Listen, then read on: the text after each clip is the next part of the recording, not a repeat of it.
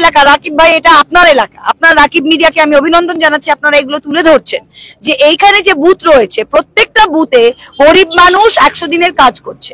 সেই 100 দিনের কাজ কেউ 14 দিন করে, কেউ 18 দিন করে, কেউ 21 দিন করে তার টাকা পায়নি। থানা দেবগ্রাম কাটোয়া মোড়ে কয়েক হাজার মানুষের সমাগম। কেন? আপনাকে ভালোবাসে, প্রত্যেকেই ভালোবাসে, তার ফলেই কিন্তু এত মানুষের সমাগম। দ্বিতীয় কথা হচ্ছে এই এলাকাবাসীর প্রশ্ন যে আপনি আসছেন কখন কখন। আমিও কিন্তু মানুষ আপনাকে ভালোবাসে বলে কিন্তু ঘন্টা পর ঘন্টা বসে আমি তো এইসব এটা একদম ফালতু কথা বলো না রাকিব। আমি যা তো তোমাকে ভালোবাসি বলে তোমাকে মিটিংটা দিচ্ছি বলে তুমি অবাস্তব প্রশ্ন জিজ্ঞেস করবে? আমার প্রত্যেকটা মিটিং এর টাইম আছে। প্রথম মিটিং এর টাইম ছিল 5:15, 5:30, সেকেন্ড মিটিং এর টাইম ছিল 6:15, থার্ড মিটিং এর টাইম ছিল 7টা। আমি কিন্তু একদম টাইমে এসেছি।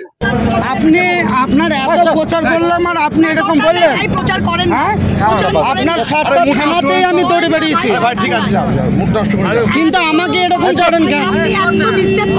আমি ডিস্টার্ব করিনি, আপনার ছেলেটা ডিস্টার্ব করছিল দিদি, আমাকে সরিয়ে দিচ্ছে।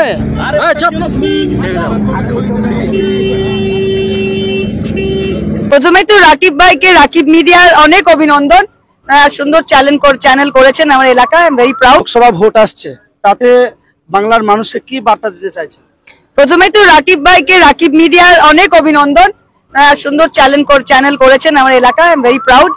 আর 2024 সালে দেখুন বাংলার মানুষকে মমতা ব্যানার্জি, আমি তো মমতা ব্যানার্জির সৈনিক, আমরা সবাই মমতা ব্যানার্জির সৈনিক। তো বাংলার মানুষকে মমতা ব্যানার্জি যেটা বার্তা দিচ্ছেন যে পশ্চিম বাংলার মানুষকে সুখে সমৃদ্ধিতে এবং উন্নয়নের দিকে তাকিয়ে যদি বাস করতে হয়, তাহলে তৃণমূল কংগ্রেসের ওপর মানুষ আস্থা রেখেছেন, একবার নয়, দুবার নয়, বহুবার।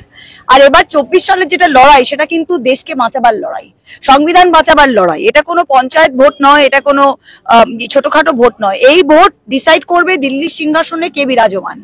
আর আমরা দেখেছি গত 10 বছরে যে 2014 থেকে আমরা দেখছি যে মোদী সরকার একে একে যা জনবিরোধী কাজ করেছে, আর গত 3 বছরে যা বাংলা বিরোধী কাজ করেছে। আপনাদের এলাকা রাকিব ভাই, এটা আপনার এলাকা। আপনার রাকিব মিডিয়াকে আমি অভিনন্দন জানাচ্ছি, আপনারা এগুলো তুলে ধরছেন যে এইখানে যে বুথ রয়েছে প্রত্যেকটা বুথে গরিব মানুষ 100 দিনের কাজ করছে। সেই 100 দিনের কাজ কেউ 14 দিন করে, কেউ 18 দিন করে, কেউ 21 দিন করে তার টাকা পায়নি। একটা গরিব মানুষ 1,30,000 টাকা পাবে আপনার PMAYS ঘরের জন্য, সে টাকা বন্ধ করে দিয়েছে। তো সেইখানে দাঁড়িয়ে মানুষকে এত বঞ্চনার পর কিভাবে এই বিজেপিকে রাখা যায়? তাই বাংলার মানুষকে বলছি যে বাংলার বঞ্চনার বিরোধী ভোটটা ফেলেন, মমতা ব্যানার্জিকে ভোটটা দেন। তো এই তৃণমূল ব্লকের যারা তৃণমূলের সেনাবাহিনী যারা এই লোকসভা ভোটে খাটবে, মানে কাজ করে, কি ধরনের কাজ করবে, মানুষের কাছে কিভাবে যাবে তারা? দেখুন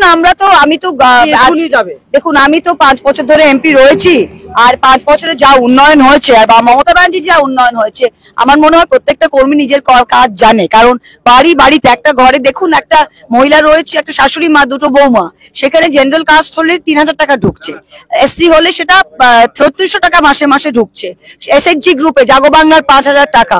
প্রত্যেকটা বাড়িতে স্বাস্থ্যসাথী কার্ড বলুন, আপনার বার্ধক্য ভাতা বলুন, সবাই কিন্তু জাতি বিশেষ নির্বিশেষে তারা লাভ পেয়েছে। আমার কর্মীরা সেইগুলো সামনে রেখে এবার ভোটটা করবে। Thank you ma'am.